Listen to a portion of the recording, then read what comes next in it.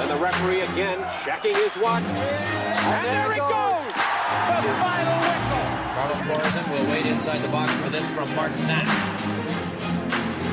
And a header on it there, and that might have been it. That is a goal for Canada. The header was at Jason DeVos. One last chance for Canada. Sophie Schmidt takes a deflection. Matheson is down the goal. The wins bronze for Canada. Qualified for World Cup '86, defeating Honduras by a score of 2-1 here in St. John, Newfoundland this afternoon. Welcome to the Canada Soccer Nation podcast, episode 2. Brad, we kicked everything off last week, or this week. I can't even remember what day it is anymore. It's just a day that ends in Y. But we're to use football vernacular. I would say we've had our first preseason game. It's probably a good way to put it. Would you say? I agree completely. Yeah, it's nice to have that first one under there. I'm not sure about the legs, but the fitness isn't there, and we're certainly not in championship form. But at least we've got the ball moving and rolling. And I want to thank everyone who's reached out through whichever platform you've reached out through, either on Twitter, social media, Facebook, Instagram, the website, through the podcast at canadasoccer.com email address, or text message, phone calls, whatever. People have been very kind, I think is probably a good way to put it, when they saw the first episode and listened to it. So it's great to be having these conversations. And what I'm really excited about, and I think you said this last week, Brad, is hearing the stories of the people involved in the game across the country. And Stuart Neely only scratched the sides of his story last week. And there's so much more to hear from him, and I'm sure we'll have him on in the future. But what are your thoughts, Brad, on episode 1 and where we are? Yeah, for sure. We got lots of great feedback on Stuart. I think we both worried a little bit about his long-windedness, but yeah, everyone was really encouraged by his willingness to dive deep into how he got to be where he is and what that looked like, the weaving, tossy, turny pathway that got Stuart Neely to the position where he is now, and the position where we all benefit from that experience. So yeah, he's a great storyteller, and we'll absolutely have him on to talk more about the work that he's doing in the future. We also reached out to everyone last week to say, look, if there's anybody out there that you feel should be profiled and should be interviewed and should have the opportunity to tell their story, please reach out to us at podcast@canadasoccer.com.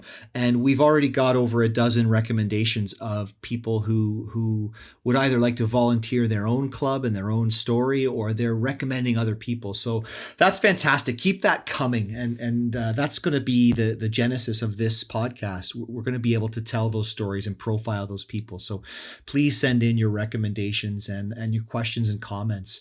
On the other fronts, Brad, what's this week held for us across the different programs that we're working on at Canada Soccer?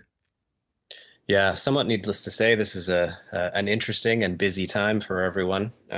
Discussions around return to normalcy in various provinces across the country, and reopening shops, barber shops, which I'm desperate for.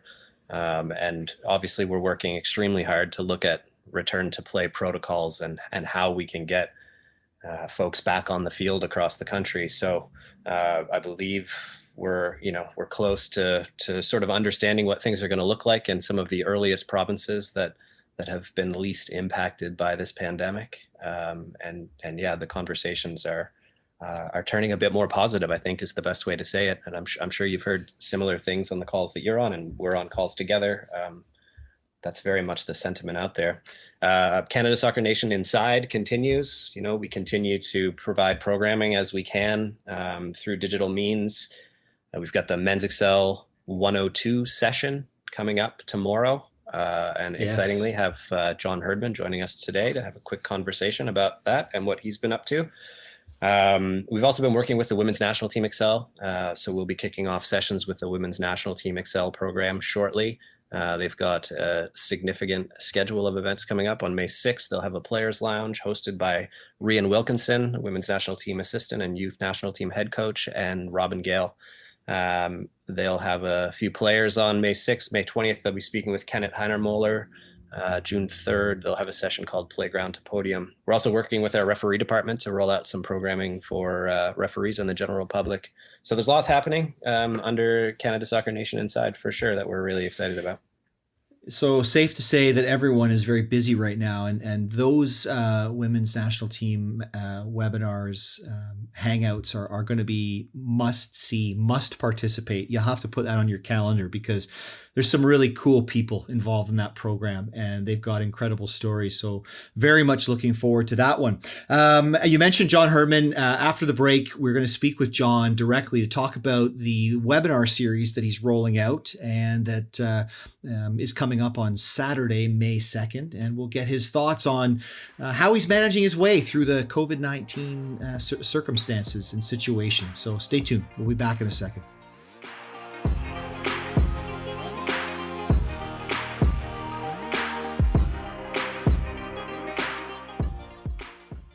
Pleased to be able to welcome men's national team head coach and Excel director John Herdman to the podcast. John, welcome to the Canada Soccer Nation podcast. How are you managing through the COVID-19 situation? It's such a unique experience that we're all living through. What's it been like for you, first and foremost, as a family member, a father, a husband, but also how are you staying connected with your staff and players through this time? Yeah, I think for everyone, it's been a new normal and trying to create a new normal for what seems to be an isolated version of life these days. And I've just had to look for the silver linings, Jason. It's part of my nature. It's, you're always looking for opportunity in adversity. And that's what I've promoted. I've promoted it with my family, with my staff. The family are connecting in ways we've never connected before.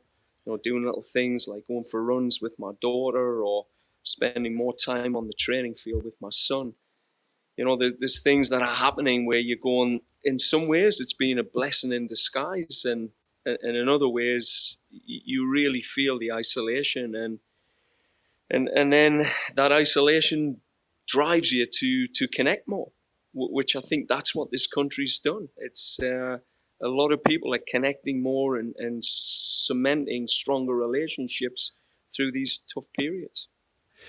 It's funny that you say that because, we're obviously now using technology all day, every day, whether it's a Zoom meeting or a Teams meeting, a phone call, we're using that technology to connect with people. And I've experienced that as well, that I feel that we're a lot closer as a nation than we were pre-COVID-19.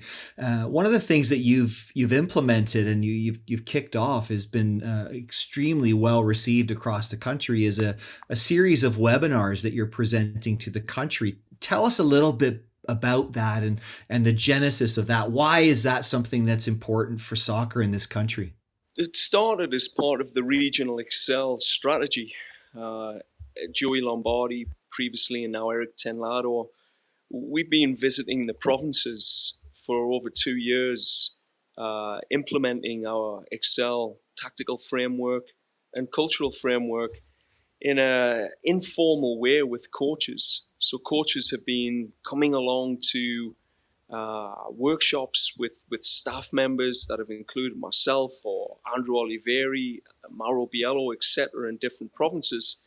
And we definitely found the uptake wasn't as strong as we would hope, because coaches are busy. They're out on the grass, and you put a session on a Tuesday night, and only a certain percentage can actually turn up. So, one of the silver linings in this moment is we know at 3:00 on a Saturday, people were either watching football or coaching football.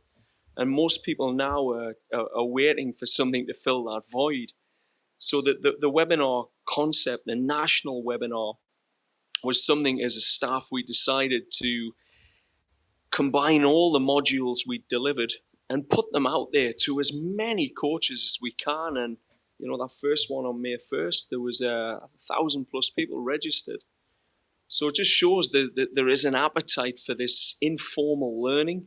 And for us, it is about building what we would call an Excel coaching community. People who are interested in what we are doing at the national level, and then how they can connect with that to help their players reach that level. So that's been a big motivation. We've continued with the Regional Excel webinars as well, and they have been targeted for coaches that are licensed club coaches that are working with players that are close to that professional pathway, that are close to moving from what we would call talent perform into the Excel stream. So we've had a great uptake there. That's been the new modules we've worked on. We had Robin Gale and myself present on the mental module, and we had over 300 people register last Saturday. But this weekend we've got the webinar Excel 102. It's a deeper look into the tactical framework, and we've already got close to 900 people registered. So it should be another good weekend. Andrew Oliveri, Eric Tenlado, Mauro Biello, myself, Simon Eady will all be presenting elements of our tactical framework. So an exciting weekend coming.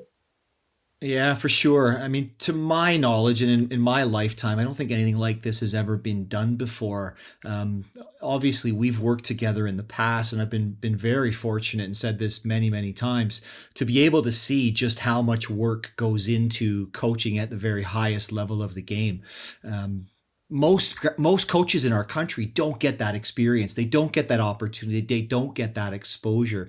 But now they are through the webinar series that you're delivering. So what can a grassroots coach take out of this? What are they going to learn in the webinars that they can then apply to the work that they're doing at the grassroots level? I think it's just that curiosity and keeping an open mind to the game. I know I've been not fortunate in a sense that my coaching trajectory was I was an ex-player who fell into coaching. You know, I've worked in every layer and level of the game before moving into international football. And you realize every level and layer is as important as each other. And being in that level of grassroots coaching, youth academy coaching, you understand that knowing what's happening at the top end is important, and how it can influence your thinking. There could be the one or two golden nuggets that you say, I can change my coaching philosophy, the pedagogy that I operate with, or the tactical frameworks, because I can see something different from what's happening here. And I think that's the critical piece. People go, well, I'm a grassroots coach. What's this got to do with us? But even knowing the national identity, you know, our identity that we deliberately foster and deliver in a tactical framework, it can be elements applied to youth football, even at a grassroots level. And to think about and challenge your mindset into, well, how do I take that concept and bring it to the level of our players and the players I'm working with? And that's some of the challenges we are throwing out in the webinar to get people to think, to relate it back to their context, knowing that the game's the same, but it's the context that differs based on we've got some results to get and we play internationally on short windows and we work with pretty much adults. You know, how then do you relate it to youth players in the context you work? And I'm absolutely sure people are coming out with some golden nuggets that are challenged in their minds. John, we want to be mindful of your time, so we'll do that. I had an opportunity to work a little bit with you and your staff, developing some creative for the Excel framework, and I noticed a theme in excellence in teams. You bring some All Blacks creative, you bring some Chicago Bulls creative. So I have to ask, have you been watching The Last Dance? Yeah, I did, and I'm going to be honest, I was disappointed. I'd read Phil Jackson's books. Started very young. I was given Sacred Hoops when I was, I think, 22 years old. A coach passed it on to us. And Phil Jackson really did help shape some of my philosophy around the humanistic approach and, you know, placing, you know, that growth of a team and the progression of a team towards those selfless and towards a place of brotherhood. I mean, that was a huge influencer. So the actual documentary, it hasn't been as good as I'd hoped it would be. I thought we were going to get a bit more Phil Jackson in this work. So yeah, I'd encourage you to read his books, 13 Rings and Sacred Hoops. If you can get hold of them, for a coach, they're absolute gold. Well, John, we know you're busy.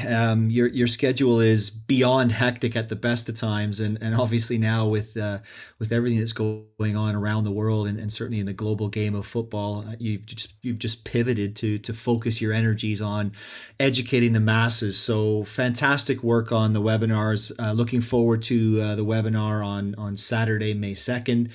Brad, where can people register for the webinar if they haven't already done so? Yeah, we've created a Canada Soccer Nation Inside platform on canadasoccer.com. So folks can go to canadasoccer.com and click on the Canada Soccer Nation Inside item, and the registration link is there.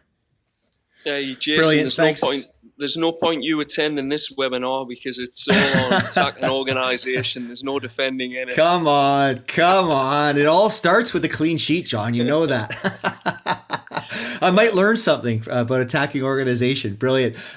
John, thanks very much for your time. Really appreciate it. And we'll do this again soon. I think it's imperative that we try and get this messaging out to as many people as possible. Give them insight into who you are, what you do, what your staff do, who they are, and you really bring the national team program out to the masses. So thanks very much for your time, and all the best, and stay safe. Good job, team. Speak soon. Thanks to John Herdman for his time on the podcast. After the break, we will speak with Dave Nutt, Manager of Development Operations with Canada Soccer, about all things club licensing. Stay tuned.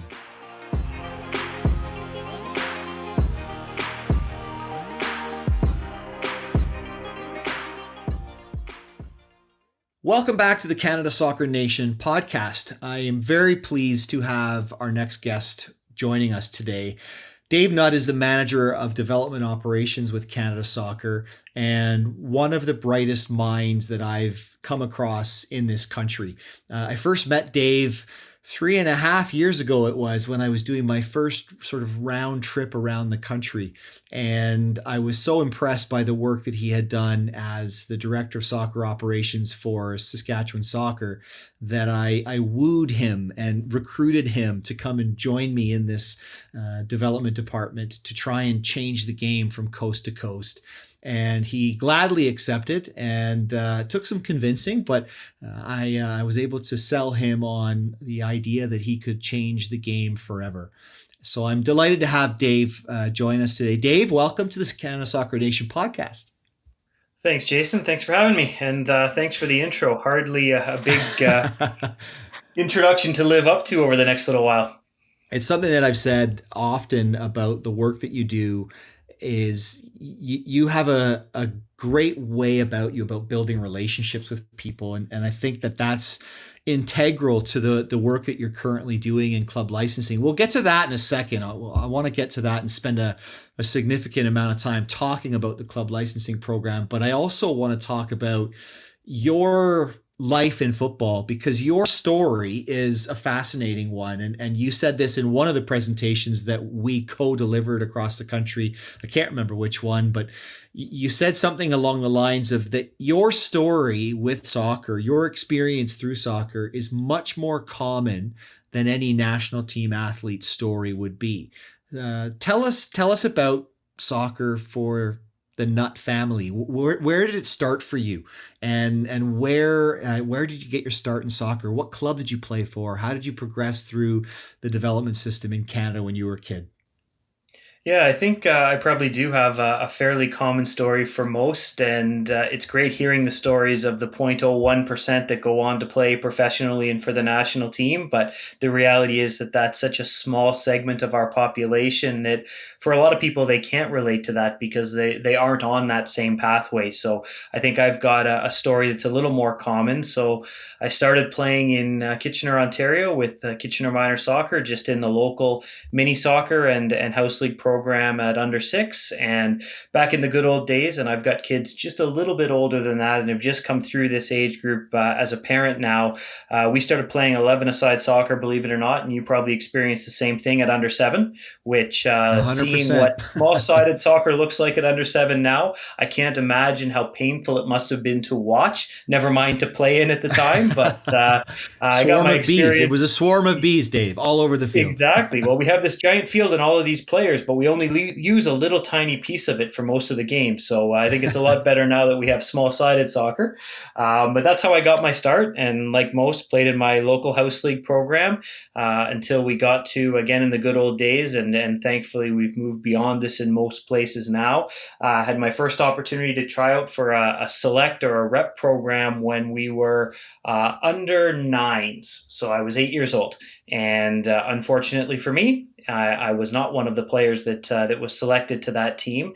And there and then easily could have been the end of my soccer journey, because it is for a lot of players. And that I still remember. It's many moons ago now, that feeling of being stood in the gym along the line where the coach called out the names of the people who were on the team and everybody else was not, and I was one of the ones, unfortunately, that was not. But thankfully I love to play and I love the game, and I kept playing. So I went back, and at that point we had A and B teams, and went and tried out for the B team, and lo and behold, the B team had to fold for some reason. I remember my dad coming in to talk to me after the coach had called, and he said, I've got some good news for you and some bad news. And, the good news is you would have made the B team.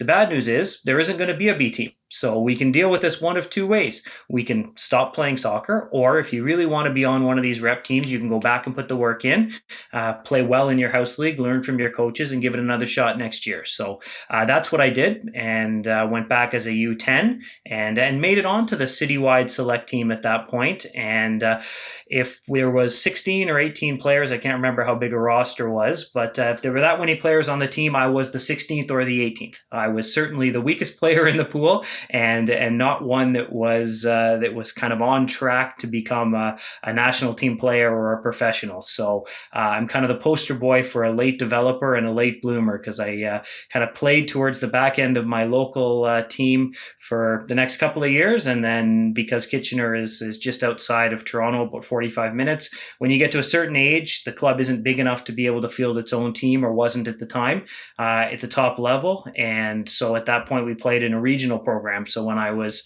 14, I went and tried out for the under 16 regional program, and again was the very last one cut from that program, and could have easily been the end of my journey there as well. But I went back and I started putting in the work again with my local club team. And at that point, because some of the players that I played with that were a little bit stronger than me were playing on that regional team, I had a bit of a different experience this time around, and was really looked to as one of the leaders and was one of the stronger players on that city team. So for me, when we talk about different experiences and different environments, that really was one that was key for me, because I went from being, player 10 to 14, somewhere in that mix, where, I had a certain role and responsibility that I feel that I had in that group, and I wasn't really counted on to be someone that was going to be a leader. And then as some of those better players moved into higher environments, I became, one of the top 3 players in that environment, and there were people that were looking to me to lead. And that really had a huge impact on my development. And the next year, I was able to make it into the regional program, and played a couple of years in the old NSL, which for those that were around back then was kind of the precursor to the OYSL in Ontario. So played a year at under 17 as a 15-year-old and a year at under 19 as a 16-year-old. And then I started playing men's league soccer in Kitchener. And again, it looked like my pathway was finished. I was kind of playing in the local men's competitive league, so the level was decent at the time. There was some players that had good quality, and I was really lucky to have a really good coach who believed in me. And he was one of the most competitive guys I've ever been around, and really pushed me to get the most out of me. And by the time I was 19 at the time, because in Ontario back then we needed an extra year to finish high school, went off to play for my local university, University of Waterloo, and was lucky enough to be able to make the team there. And I was a three-year career at the University of Waterloo, and was a starter for 3 years, and moved on from there and did a master's degree at Wilfrid Laurier, where I was lucky enough to play on a team that won a national championship, and I was captain of a team that was ranked number 1 in Canada in the CIS at the time, now in U Sports. So for a player who really would have been an afterthought at under 10, at under 13, even as old as under 15, to go on to have that level of kind of playing career. And like all of us, I really wish I could have played for Canada. I wish I could have played professionally. Back then, I'm a few years younger than you are, Jason. It was after the CSL had folded. Thanks. And even if that did exist at the time, I don't think that was my destiny. I don't think I was a good enough player. And when I look back now, many years removed from my prime, I think, based on my talent, I had a pretty good playing career. And I think there's a lot of players out there that at 8 or 9, when I was first cut from the city team, would give up and try a different sport. When they were 13 and 14 and didn't make the regional team, it's another chance to be able to say, well, this just isn't for me. So for me, I put a lot of it down to perseverance, and I had a great support network at home.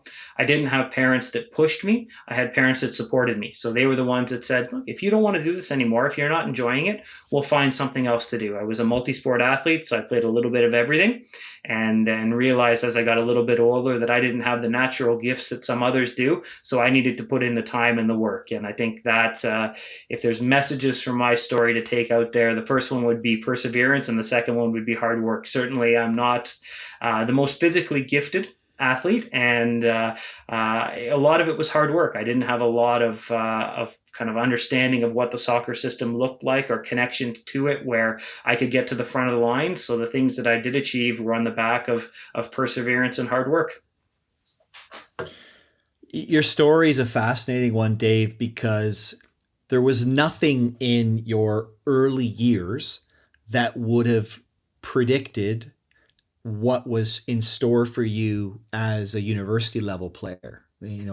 From even at the age of 13, 14, you're still, being cut from teams, not making the grade, being told you're not good enough. And I think that's a really interesting piece that a lot of parents and players can relate to. But what I love about your story is you kept going, you kept persevering, you had fun, you enjoyed the game, you loved playing, and you just put the time in and got better and improved. How important was the support network around you? You mentioned your parents, and you said that your parents never pushed you, but how did they pick you up when you had those disappointments? How did they keep you going on the right track? Yeah, I think it's a lot of things that we build into the education that we provide to parents now that I don't know whether my parents were just ahead of the curve or whether they just stumbled on it like all of us do as parents, because unfortunately there's no instruction manual. But it was just sitting me down and saying, look, I've had disappointments as well. And I remember when, I had this opportunity and it didn't work out for me, but I kept at it and eventually it arrived. And then that honest conversation to say, do you like playing? And if you like playing, keep playing, because it's not about what level you're at that age. It's about, are you enjoying it? And then in addition to that, some of the support network I had around me, even as I was player, 15 to 18 in those rep teams at the time, some of my best friends were guys that I played soccer with, and we would go out in the park and play. So I also knew that if I stopped playing, even though I might be player 18, I was going to lose that connection. I wasn't going to be invited to come to the park to kick around.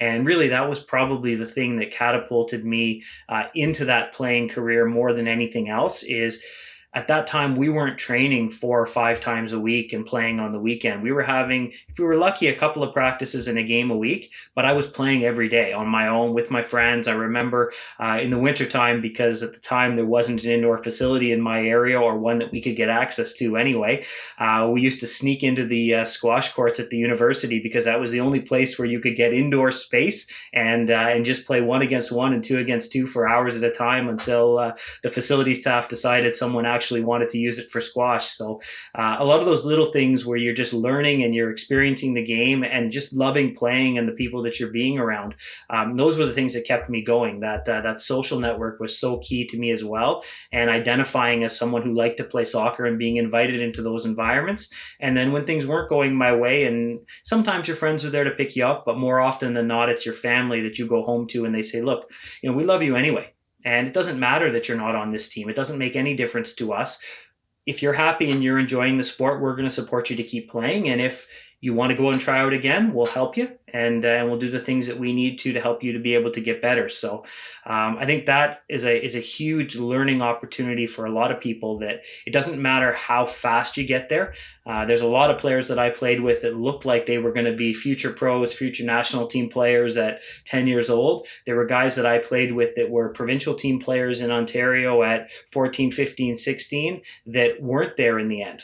I remember my first year at University of Waterloo, I ended up starting in midfield ahead of a player who was older than me and had been the captain of the Ontario provincial team at 16, 17 years old. So when you think of where I was at 16, 17 playing local men's league soccer to where this player was, there's really nothing in that journey that says I should have been the guy that was getting 90 minutes and he was the guy that was coming in for 10 at the end. But that everyone's journey is different. Everyone matures at different times, and where you end up in the end is really the key. So if I had a message for parents, and I'm living it right now with an 8 and a 10-year-old who I think are following a similar journey to what I did, it's, do you love to play? And if you love to play, keep playing. Because eventually some of these areas where you're behind physically, or you're not getting the repetitions of some of the kids who are in those higher level environments at a younger age are getting, those things even out over time. If you really like to play, keep playing. Yeah, it's a great message, and it's it's why your story resonates and will resonate with so many Canadians. That it's the 0.001% or even smaller that reach the national team level. That everything goes smoothly at every level. The reality is, adversity is going to need to be overcome if you're going to reach a higher level of the sport, and your story certainly exemplifies that. When you finished university, how did you continue to be involved in soccer? Where did your post studies career take you? Yeah, so I was doing my master's in business at Laurier and playing there, and had the opportunity to play alongside a guy who actually did end up having a decent pro career overseas and is still involved in the game himself, Nicky Budalic. So we'll give a shout out to Nicky B down in the States now. But he was starting to play that summer with the Toronto Lynx, who at the time were in the North American A-League, which prior to MLS was the highest level of soccer that we had in Canada. So he was a much better player than I was. Hopefully he doesn't hear this, because I'd never admit that to his face. But he was going on that professional journey, and I kind of pestered him every day for about a month saying, hey, hook me up with the owner, get me a meeting. I want to work in sport, because at that point I'd kind of realized I wasn't going to make it as a player. So what are the other options that I have to stay around the game? And Nicky was kind enough to eventually relent and set me up with a meeting. So went down to Toronto and had an interview, and was accepted into a paid internship for the summer season. So I was really excited to become an intern, and to get paid for that was even better. And then about 2 weeks later, I got a call from the owner of the Toronto Lynx, Nicole Hartrell, who was great to me in our early ages, and really got a good start for a lot of people involved in the game. It's amazing to me how many people I still come across and they're still involved in the game that came through that Lynx system, either as players or as staff. So Nicole gave me a call and said, we've had someone leave our organization, the person who was going to mentor you. Would you like the job?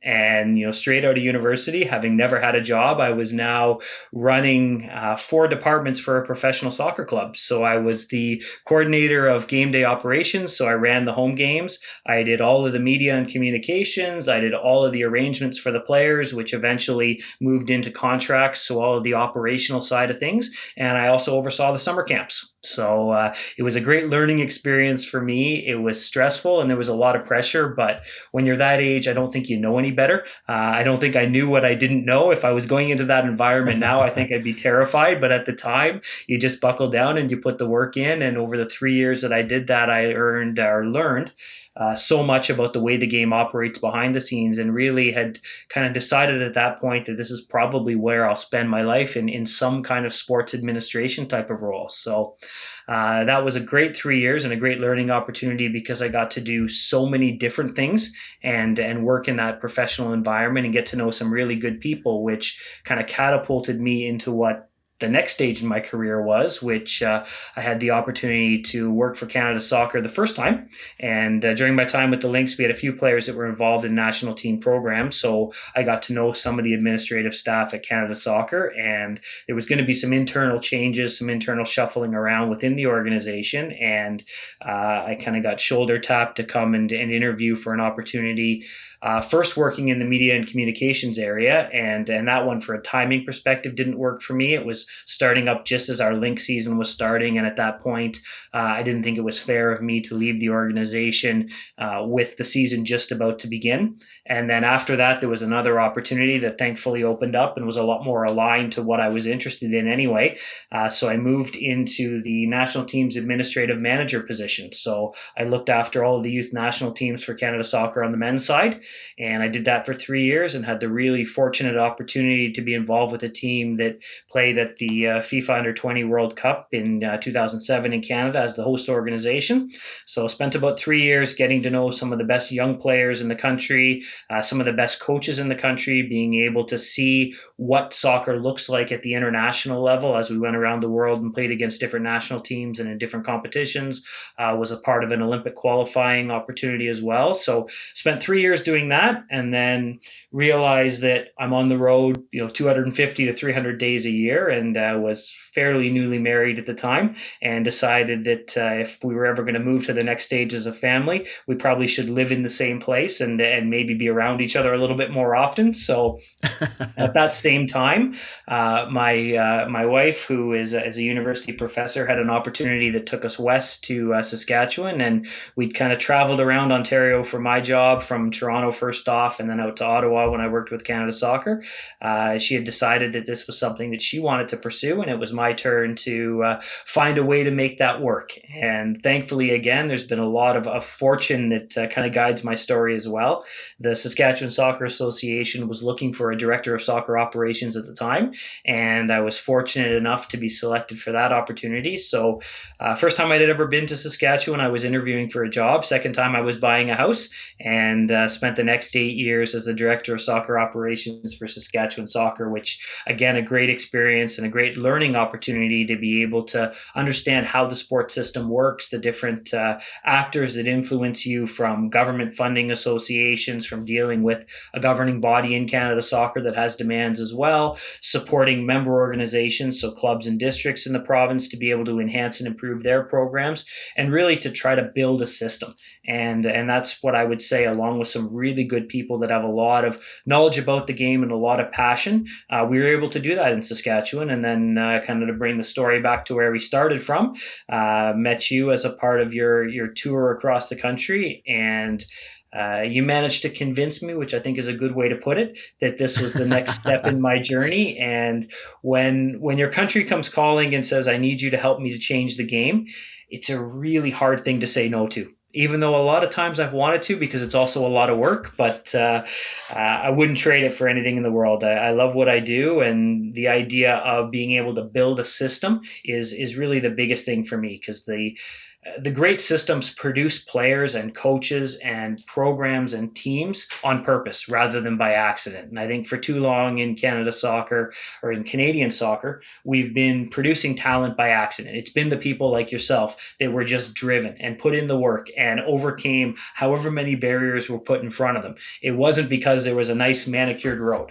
And there's always going to be adversity for players to get to the highest level. But if we can start to at least put a pathway together that maybe doesn't have brick walls in the way, we can start to provide that opportunity to more players.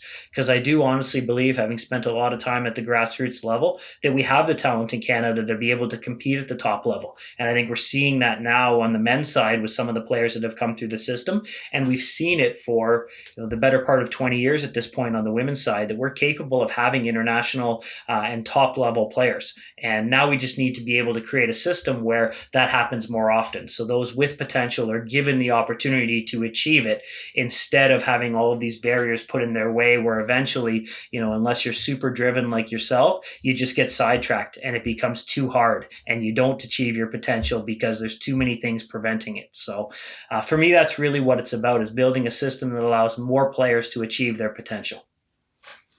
It's development by design rather than by chance, isn't it? one carrot I had, I suppose, when we first met was this concept of creating a support program for clubs and academies across the country. And the title eventually became the Canada Soccer Club Licensing Program. And that's the program that you are primarily responsible for in your role as a manager of development operations. Pretend that I know nothing about this and explain it to me. Give me the 30-second elevator pitch. What is the Canada Soccer Club Licensing Program?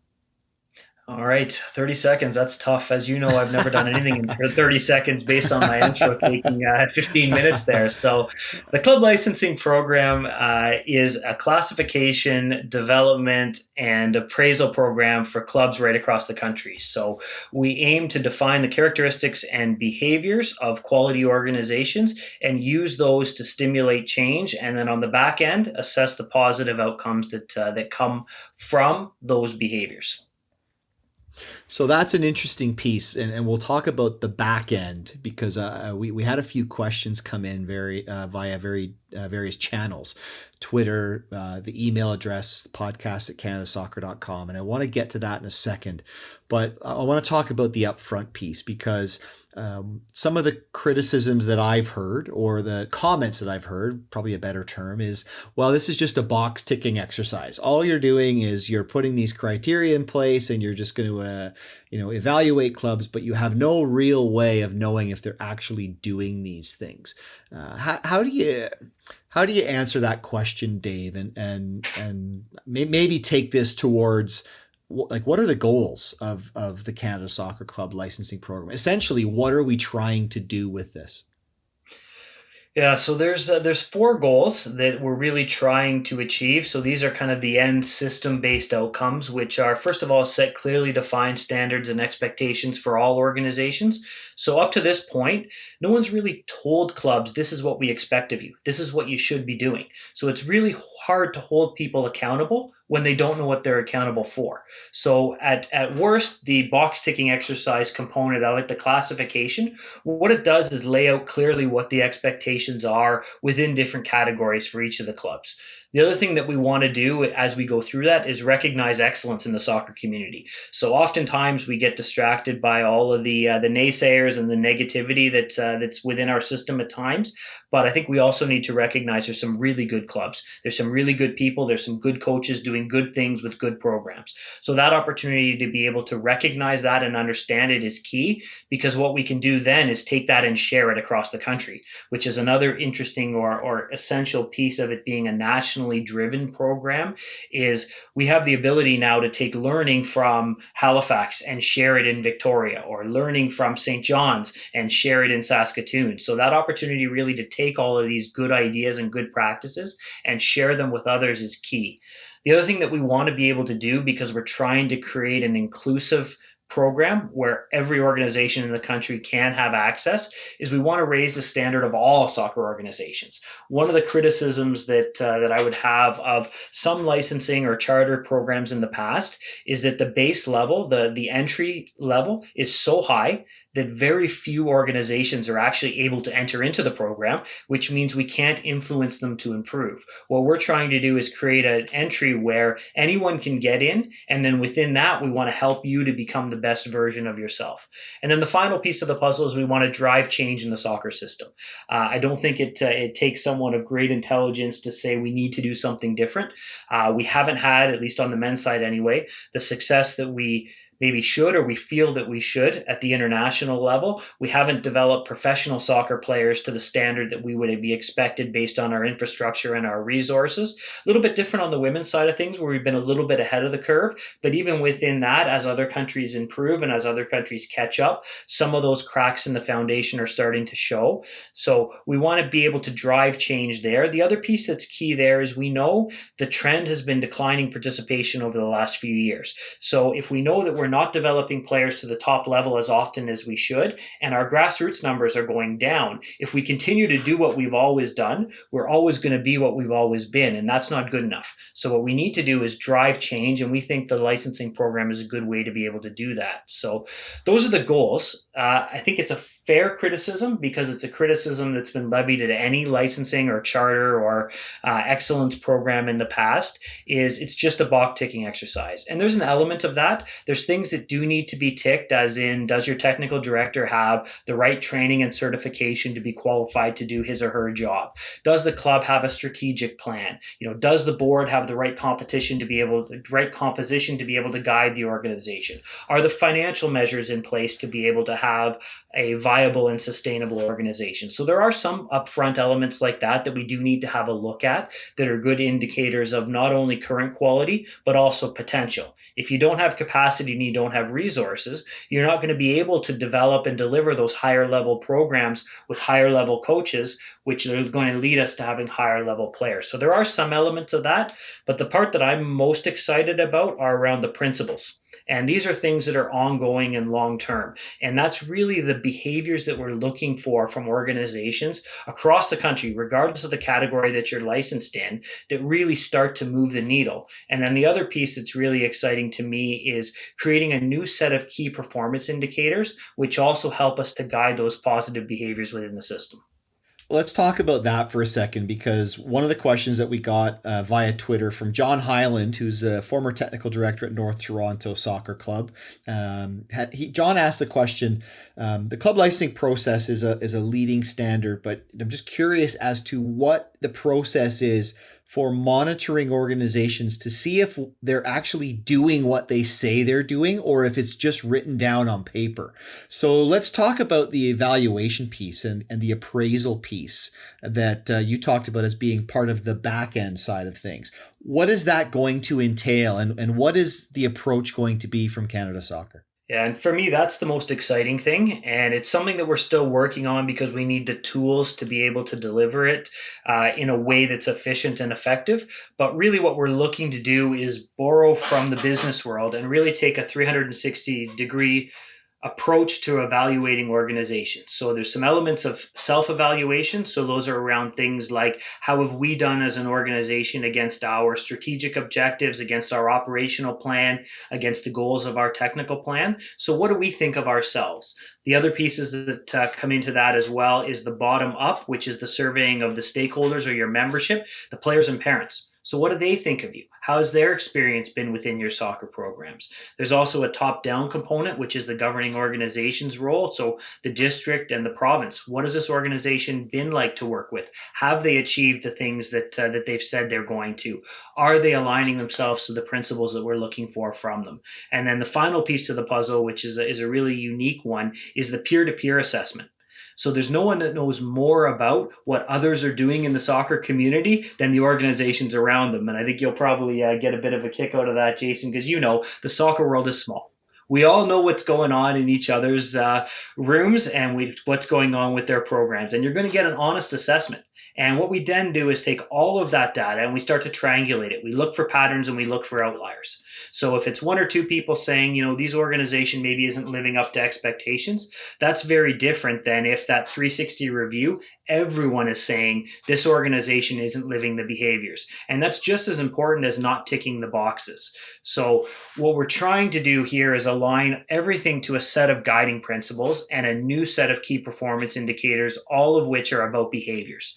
So the principles, for me, is the most exciting part of the club licensing program, because it really does guide what we're looking for from quality organizations. So there's 7 of them. The first one is prioritize fun.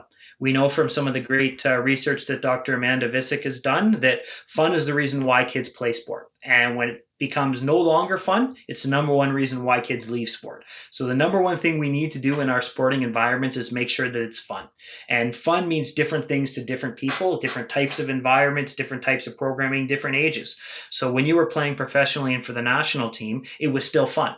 But it's very different fun than when you're out coaching, kinder soccer, U4s, learn to play type of things where you're laughing and singing songs and playing games.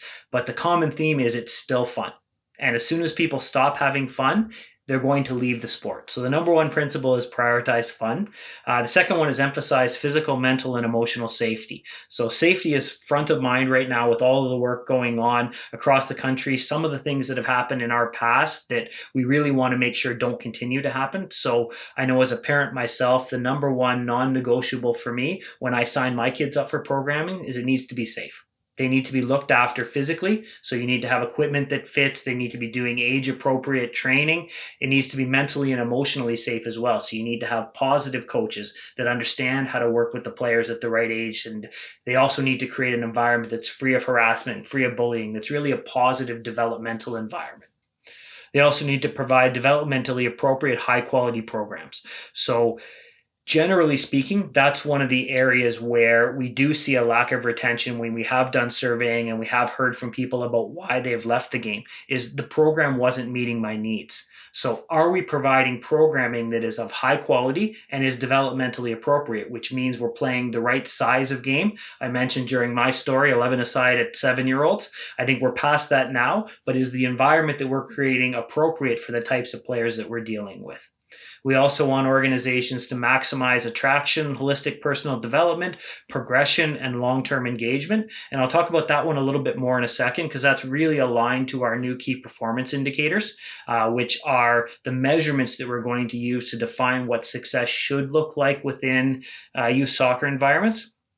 We want organizations to focus on participant-centered decision-making, which is an easy thing to say, a much harder thing to do, because what that means is we put the needs of the individual player first, ahead of the needs of the team, ahead of the needs of the club, ahead of the needs of the organization that they're involved in. And sometimes that's a tricky thing because as coaches, our natural instinct is to say, we need this player on our team so that we can win more games.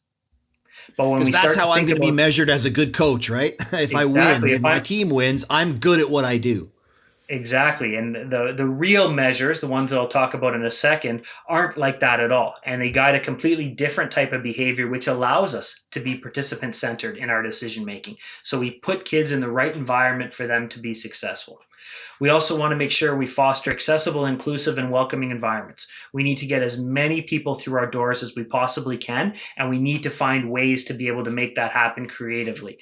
So it's about experiencing new types of soccer, be that walking soccer, be that accessibility soccer or all ability soccer, various types of programming that target newcomers to Canada, that target Indigenous communities, so that we can get as many people playing the game as we possibly can, because we can't have that long-term success unless we get people through the door. And are we creating programs to help those with financial barriers to participation? Are we looking at creative ways to overcome things like travel distances to training or the night of the week that games are on? What are we doing to make sure that anybody that comes to our door, we say, yes, we can find a way for you to play the game? And the final one is act as a good corporate and community citizen. And that sounds simple, but it's actually one of the more tricky ones, it seems, for most organizations in our country, is as scary as that sounds. So acting as a good corporate citizen means play nice in the sandbox. Be nice to other organizations. Work well because we need each other. We're not adversaries. We're colleagues in making the game great. You can't be successful if you are the only good organization because you have no one to play against. What helps us all get better is if we help each other to be able to get better because we're colleagues in creating a great developmental environment. So can we be good to work with? Can we be helpful? Or are we going to be that club that's known for having coaches sitting in the parking lot, recruiting players from another club as they come off the field from practice, or talking negatively about what everybody else is doing on Twitter? Can we help each other to build each other up instead of tearing each other down? And we've got a terrible habit in soccer in Canada of tearing each other down and talking about all the negative things that everyone else is doing because that's how we feel good about ourselves. At the end of the day, the work that you do. That's part of the passion though, isn't it, Dave? I mean, it almost comes with the territory. People are passionate about the game and sometimes they can get carried away a little bit. One of the things that you touched on there is that sort of view of are people our rivals? Are they our enemies or are they our colleagues? And you shared a really fascinating paper with me about the view of competition and your perception, your mindset, your approach to competition is shaped by how you view it. Can you talk a little bit about that? Because I find that piece to be a foundational piece for changing the corporate citizen and being a good corporate citizen. It's shaped by your view of competition. Yeah, absolutely. It's a fascinating read, and we talk a lot about it on our children's license when we go through the workshop about appropriate competition for children. And it looks at the analogy of competition as war versus competition as collaboration. And it looks at a lot of the metaphors used. And what we tend to do sometimes is take the metaphor of war, where your goal is to vanquish and defeat your opponent through any means necessary, because winning is the ultimate objective, versus collaboration, which our goal is to work together to facilitate the best possible competition we have. And when we look at some of the metaphors used, a lot of them come from the professional game. So, all the things that we need to do about, we're going to war, or this is a battle, all of those types of metaphors create this mindset where our goal when we compete is to destroy our opponent. And that might be the case at the top level. So I'm a Liverpool fan. So when we play Manchester United or Everton, the goal is absolutely to vanquish them. It's to embarrass them. It's to destroy them so that they don't come back. And now you take great pride when that happens year in and year out.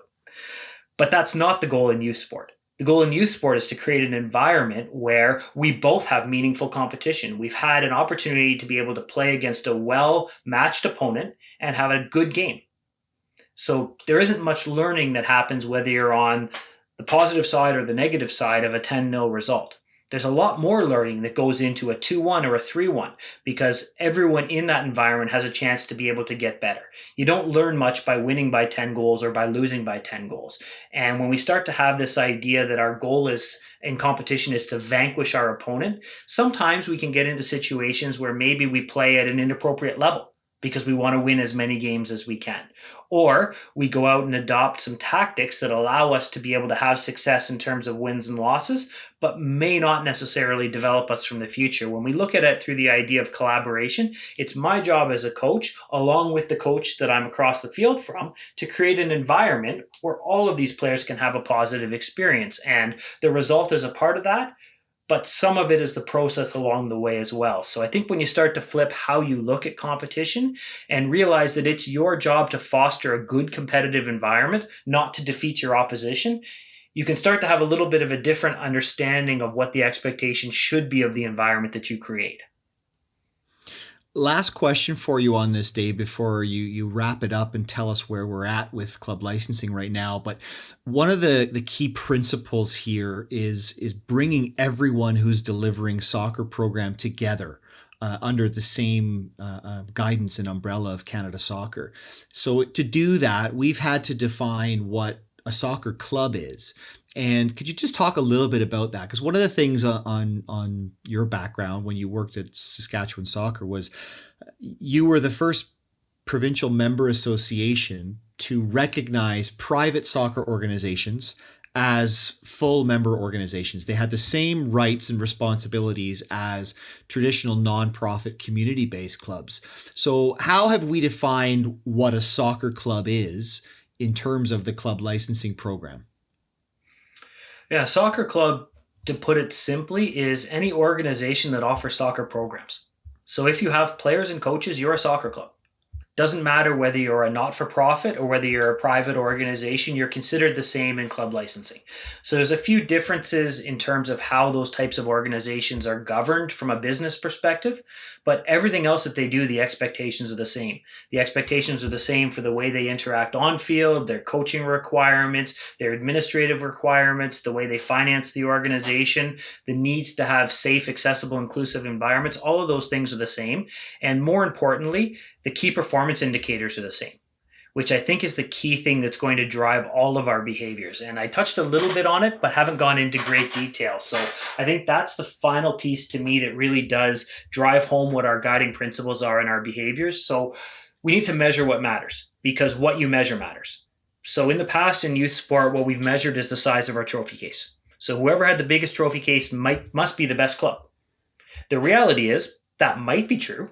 But as we are starting to learn, and some of us know, there's a lot of other things that can go into having a big trophy case that may not have anything to do with you being a quality club. So what we're looking at doing is trying to measure the things that actually matter, which are how many players are you bringing into the game? So player attraction, player retention. Once they're in the game, how long are we keeping them for?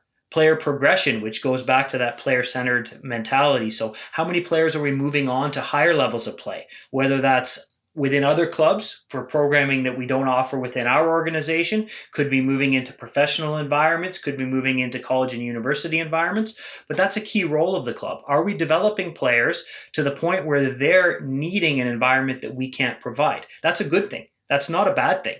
It's good that you've developed a player that's able to move on to a higher level of play. And then the last piece of the puzzle, how often are we transitioning players into other meaningful roles in the club? So are we training them to become coaches, to become referees, to become board members, volunteers, all of these things that power our system? We've got this wonderful captive audience that hopefully through creating positive experiences, love our club and will want to give back. And we need to give them the opportunity. One of the things that we sometimes underestimate is how much young people have to give and how much potential is there. Can we engage them and can we give them opportunities? And for me, regardless of whether you're a private organization or whether you're a not-for-profit, if you're bringing players into the game, you're keeping them playing soccer, you're moving them on to higher levels of play, and you're transitioning them into other meaningful roles in the game, you're doing a good job and you should be recognized. And when you combine that with aligning to the 7 principles that I had laid out before, for me, that really is what a quality club looks like. And that's independent of how many boxes you're able to tick, because this is behavior oriented. And this could be something that, a little organization in rural Saskatchewan that maybe has a, couple of dozen players and 2 key volunteers can do just as well as a big club in, the GTA area that may have thousands of players and thousands of volunteers and huge resources. If we're meeting those expectations of the key performance indicators and we're aligning our players we're aligning our behaviors to the guiding principles, at the end of the day, we're going to be successful. And I think from all the presentations you and I have given, and I've given on my own across the country, I haven't ever had anybody stand up and say, look, if we do those things well, we're moving backwards. Universally, the opinion has been if we can do those things well, we're on the right track because we're creating environments that people want to be a part of. And now, hopefully, we're having more parents wanting to sign their children up for soccer because they know what they're going to get. And once they're in, they're receiving that level of service and having those positive experiences, so they're going to want to stay. And if we have more players playing the game, more playing the game for longer, eventually, if we have good programs and good services provided to many players, as our colleague Mark O'Sullivan says, as many as we can for as long as we can in the best environment possible, we're going to have a few players that reach the top level, and probably more than we have right now because we've created a system that facilitates that. Yeah, it's a big change management project, and I think the message that I want to give to everyone is it's not about judging. It's about supporting and helping your organization, whether you're a private soccer academy, whether you're a nonprofit community club, you deliver a soccer program. If you're a member of your district, who's a member of your provincial territorial member association, you're a member of Canada Soccer.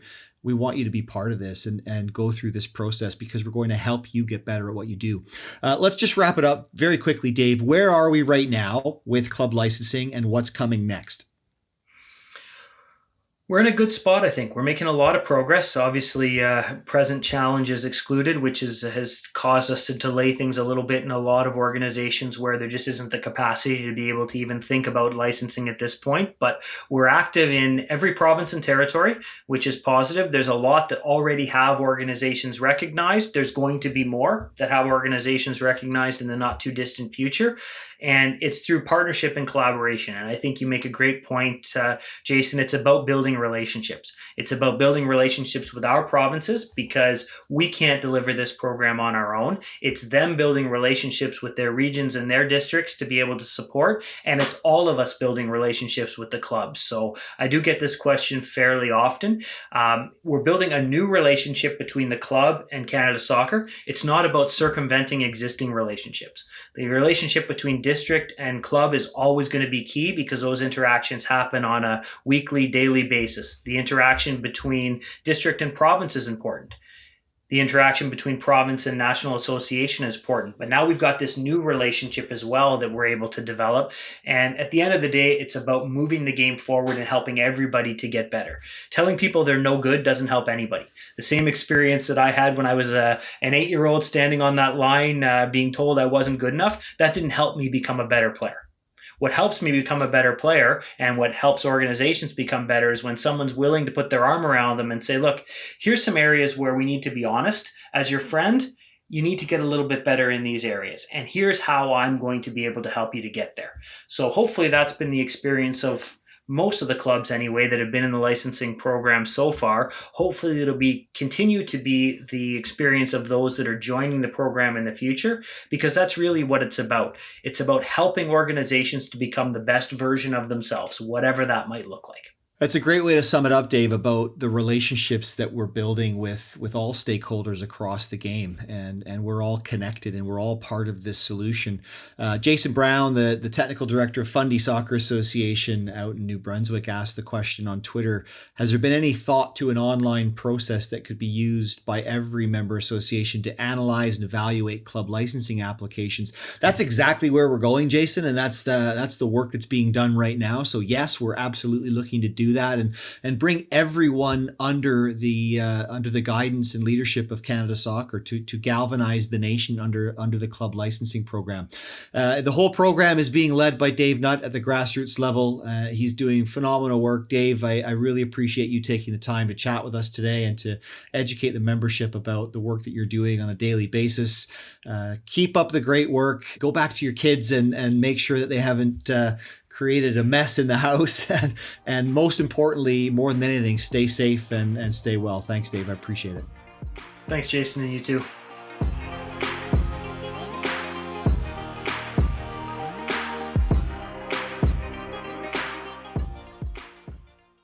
That was Dave Nutt, Manager of Development Operations at Canada Soccer, talking at length about the club licensing program. It's been a fascinating journey, Brad. I've said to Dave 1,000 times, we're going to write a book about this at some point in the future. And I already have the title. We don't know what we don't know. And one of the beauties of the club licensing program, one of the things I'm really excited about is getting to a point where we're ready to share best practice with everyone across the country and being able to make our enormous country, the geographical challenge that we have of scale and size, make it a lot smaller where people are now sharing ideas and sharing best practices across programs. So what stood out for you in Dave's comments there, Brad? You've been on this journey with us from the get-go with club licensing. What's your key takeaway? Yeah, for sure. I mean, it's great to get to know people. That's really what I'm taking away from this. I think I mentioned in the first episode that this getting to be a fly on the wall of you having these conversations is something that's really important to me. I've gotten to be a fly on the wall of that conversation that you just had with Dave, obviously, and it's really inspiring. You know, the common thread of Dave's story was a really interesting part to me. I definitely think that there's going to be resonance out there. You know, one of the things that is sitting with me after listening to that is, you know, a lot of the reasons that we've gotten to the place where we are in the game today is because of folks like Dave and their love of the game, their perseverance, their moving through the walls that he talked about, and the conversation that he put forward around war as a metaphor for competition has some resonance for me for sure. And I think the work that you guys are doing on the club licensing program, I think the way that we're bringing people together, the idea of best practices, regardless of whether or not the club is across the country or across the street, is really going to do a lot to let people realize that, you know, competition is an important thing, but competition isn't crushing other people. Competition is, you know, actually enjoying competition and actually there being competition, not pooling players, et cetera, et cetera. So that really stood out for me, and I think it will for a lot of people as well. And then the other thing around Jason from Fundy's note, obviously these times are are creating a digital transformation just for this world. As somebody who's sort of a digital leader at Canada Soccer, we're excited about the opportunities that are coming, and we're excited about some of the projects that we're getting to work on. There's exciting news coming in the next couple of weeks that I'll be able to share on the podcast about some digital projects that we've undertaken over the last couple of years at Canada Soccer that are coming to fruition, and getting to work with you guys on the sort of digital side of this club licensing program is absolutely going to be a game changer in this country, as I'm sure you agree. Yeah, I think John mentioned at a start of the podcast, which seems like it was hours ago now, but the silver lining in all of this, the unusual circumstances that we're dealing with right now, is that we are coming together more. We are connecting more. We are strengthening and fostering better relationships with each other through this COVID-19 situation, and I think that's a huge piece, and that extends to the digital platforms that we work on, and that we've proven that we can work on and be more collaborative on. So that's plenty exciting to be looking forward to. The paper that Dave was referencing, it was actually published in the Journal of the Philosophy of Sport, and it was written by David Shields and Brenda Bredemeyer, and it's called Contest, Competition, and Metaphor. So if you can find it somewhere online and read it, it's fascinating, and it goes into the differences between how you view competition as war, or if you view competition as collaboration. And it has been used to inform a lot of the work that we're doing in coach education. So try and seek that out if possible. As always, keep the comments and the questions coming through whichever platform you feel most comfortable, social media, or send us an email at podcast@canadasoccer.com.